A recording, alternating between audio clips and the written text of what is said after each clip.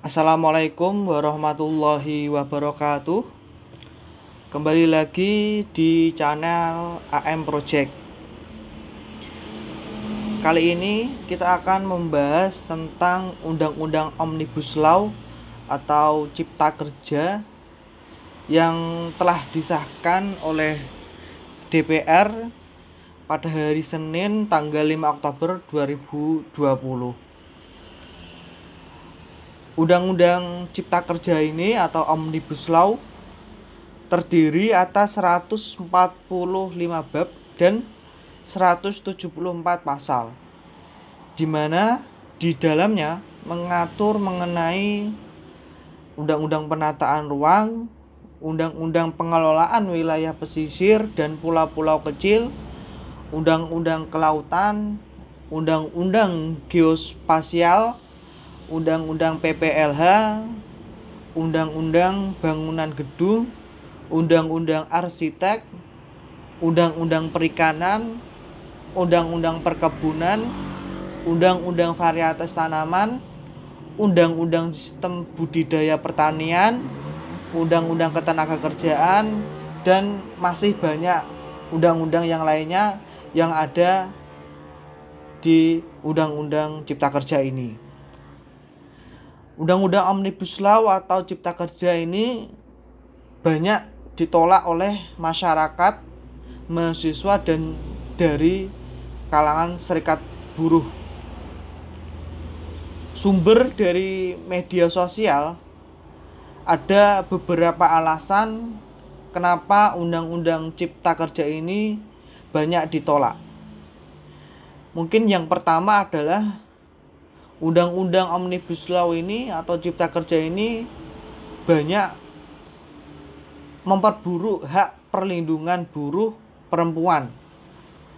Yang kedua, merugikan lingkungan dan sosial.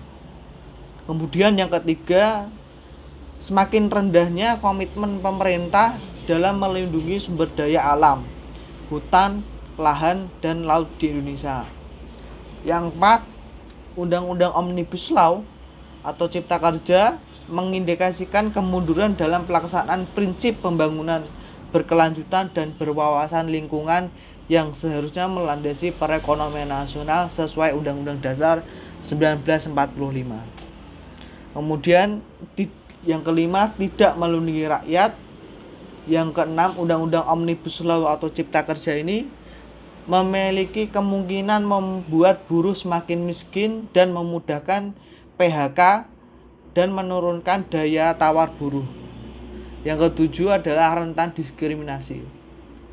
Ini saya ambil dari media sosial di pencarian Google, yaitu dari pikiranrakyatcirebon.com. Oleh karena itu, kita akan membahas apakah benar yang alasan-alasan dari buruh tersebut. Mari kita membaca bersama-sama yang ada di Undang-Undang Cipta Kerja ini. Ini telah saya download di Google kemarin waktu telah disahkan, tapi di sini belum ada nomor dan tahun terbit ya. Tahunnya 2020, tapi untuk nomornya belum ada. Ini masih rancangan Undang-Undang Republik Indonesia, nomornya belum ada. Kemudian tahunnya belum ada, tentang Cipta Kerja yang telah saya download di internet. Mari kita membahas tentang Undang-Undang Cipta Kerja ini. Membaca bersama-sama.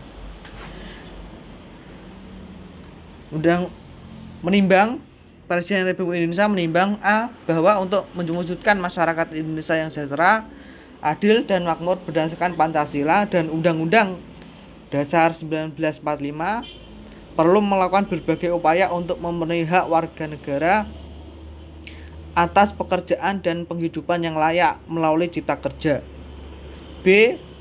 Bahwa dengan Cipta Kerja diharapkan mampu menyerap tenaga kerja Indonesia yang seluas-luasnya di tengah persaingan yang semakin kompetitif dan tuntutan globalisasi ekonomi. C. Bahwa untuk mendukung cipta kerja diperlukan penyesuaian berbagai aspek pengaturan yang berkaitan dengan kemudahan dan perlindungan usaha mikro, kecil, dan menengah, peningkatan ekosistem investasi, dan percepatan proyek strategis nasional, termasuk peningkatan perlindungan dan kesejahteraan pekerja. D. Bahwa pengaturan yang berkaitan dengan kemudahan dan perlindungan usaha mikro, kecil, dan menengah, peningkatan ekosistem investasi, dan percepatan proyek strategis nasional, termasuk peningkatan perlindungan dan kesejahteraan pekerja yang tersebar di berbagai undang-undang sektor saat ini, tidak memenuhi kebutuhan hukum untuk percepatan cipta kerja sehingga perlu dilakukan perubahan.